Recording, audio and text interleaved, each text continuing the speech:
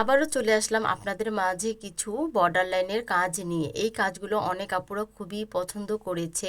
অনেকে দেখা যায় যে অনেক বড় ভিডিও কিন্তু 15 মিনিটে শেষ করে দেওয়া হয়। অনেক আপুরা বুঝতে পারে না, দেখতেও পারে না। তাই আপুদের জন্য নিয়ে আসলাম আজকে অনেক স্লো করে ভিডিওগুলো, যাতে তারা দেখতেও পারে, শিখতেও পারে।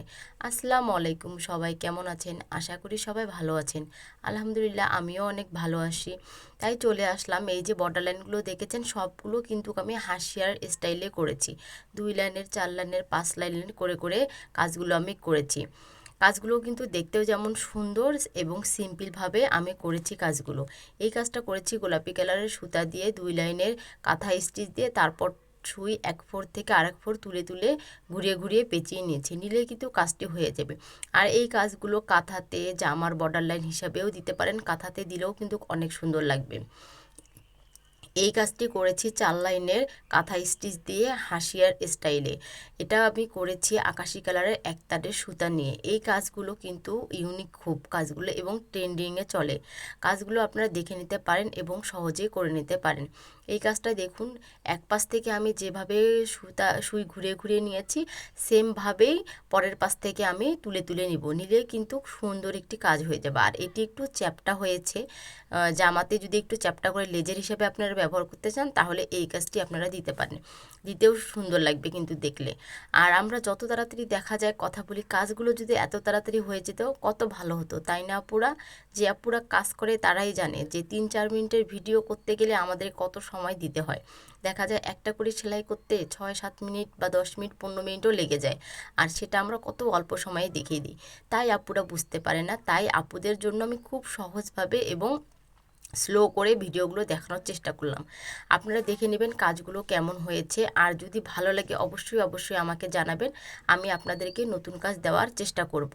আর এই কাজটা করেছি 4 লাইনের কাঁথা স্টিচ দিয়ে ব্লু কালারের সুতা নিয়ে। এই স্টিচগুলো আমি একটি আগা পিছা করে নিয়েছি, মানে একটা সুতা আগে নিয়েছি, পরের ফোরটা আবার আরেক ফোর থেকে তুলে নিয়েছি। নিয়ে দেখুন কীভাবে কাজটি করেছি। আর এই কাজটাও আমি করেছি 4 লাইনের কাঁথা স্টিচ দিয়ে। এখানে আমি 2 কালারের সুতা নিয়েছি, সবুজ কালারের 2 তারের সুতা আর গোলাপি কালার 1 তারের সুতা নিয়েছি। একটা সুতা নিয়েছি আমি লাচ্ছি সুতা, একটা নিয়েছি ডিএমসি সুতা। দেখুন, তারপর আমি মাঝখানটা একটু ঘরের মতো করে নিয়েছি, আর পরের কাজটা দেখুন কোনাকুনি করে তুলে নিয়েছি।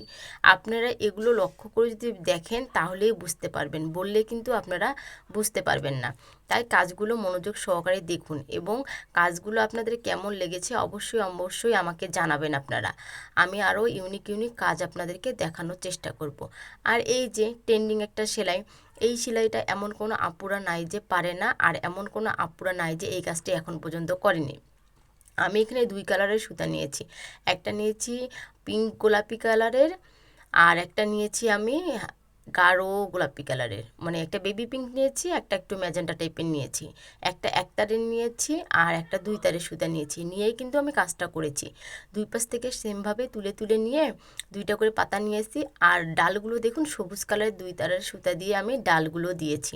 ডালটাও কিন্তু খুব সহজভাবে সেলাই করেছি আমি। আপনাদের কেমন লাগলো কাজগুলো অবশ্যই। আবারও দেখা হবে পরবর্তী কোনো ভিডিওতে। সেই পর্যন্ত সবাই ভালো থাকবেন। আল্লাহ হাফেজ।